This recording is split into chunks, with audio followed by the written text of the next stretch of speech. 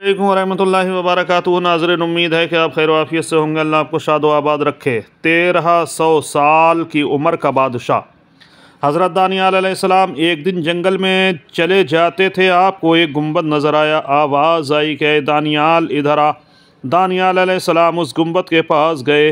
मालूम हुआ कि किसी मकबरा का गुंबद है। जब आप मकबरा के अंदर तशरीफ़ ले गए तो देखा बड़ी उम्दा इमारत है और इमारत के बीच एक आलीशान तख्त बिछा हुआ है, उस पर एक बड़ी लाश पड़ी है। फिर आवाज़ आई कि दानियाल तख्त के ऊपर आओ। आप ऊपर तशरीफ़ ले गए तो एक लंबी चौड़ी तलवार मुर्दा के पहलू में रखी हुई नज़र आई। उस पर यह इबारत लिखी हुई नज़र आई कि मैं कौम आद से एक बादशाह हूँ। खुदा ने 1300 साल की मुझे उम्र अता फरमाई। 12,000 मैंने शादियाँ की, 8,000 बेटे हुए, लातादाद ख़जाने मेरे पास थे। इस कदर नेमतें लेकर भी मेरे नफ्स ने खुदा का शुक्र अदा ना किया, बल्कि उल्टा कुफ्र करना शुरू किया और खुदाए का दावा करने लगा। खुदा ने मेरी हिदायत के लिए एक पैगंबर को भेजा। हर चंद उन्होंने मुझे समझाया मगर मैंने कुछ ना सुना। अंजाम कार वो पैगंबर मुझे बद्दुआ देकर चले गए। हक़ ताला ने मुझ पर और मेरे मुल्क पर कहत मुसल्लत कर दिया। जब मेरे मुल्क में कुछ पैदा ना हुआ तब मैंने दूसरे मुल्कों में हुक्म भेजा कि हर किस्म का गल्ला और मेवा मेरे मुल्क में भेजा जाए। बमौजिब मेरे हुक्म के हर किस्म का गल्ला और मेवा मेरे मुल्क में आने लगा।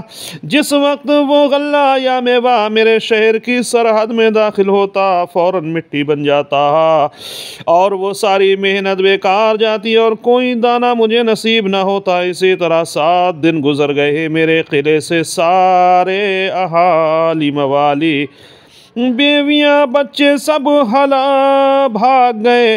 मैं तन्हा किले में रह गया, सिवाय फाका के मेरी कोई ग़िज़ा ना थी। एक दिन मैं निहायत मजबूर होकर फाका की तकलीफ़ में किले के दरवाज़ा पर आया। वहाँ मुझे एक शख्स नज़र आया जिसके हाथ में कुछ गल्ला के दाने थे जिनको वो खाता चला जाता था। मैंने उस जाने वाले से कहा कि एक बड़ा बर्तन भरा हुआ मोतियों का मुझसे ले ले और ये अनाज के दाने मुझे दे दे। मगर उसने ना सुना और जल्दी से उन दानों को खाकर मेरे सामने से चला गया।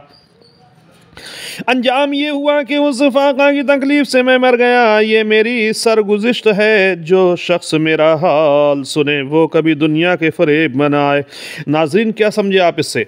खुदा से हर किस्म की नेमत पाकर फिर उसकी नाशुक्री करना इंतहाई नाआक़िबत अंदेशी है और अल्लाह की नाशुक्री से भूख, फाका, कहत और मुख्तलिफ़ किस्म की बलाएँ नाजिल होती है। और यह भी मालूम हुआ कि इंसान चाहे कितनी बड़ी उम्र पाए, एक दिन उसने मरना ज़रूर है। नाज़रीन, अगर मेरी वीडियो पसंद आए तो मेरे चैनल को सब्सक्राइब करें।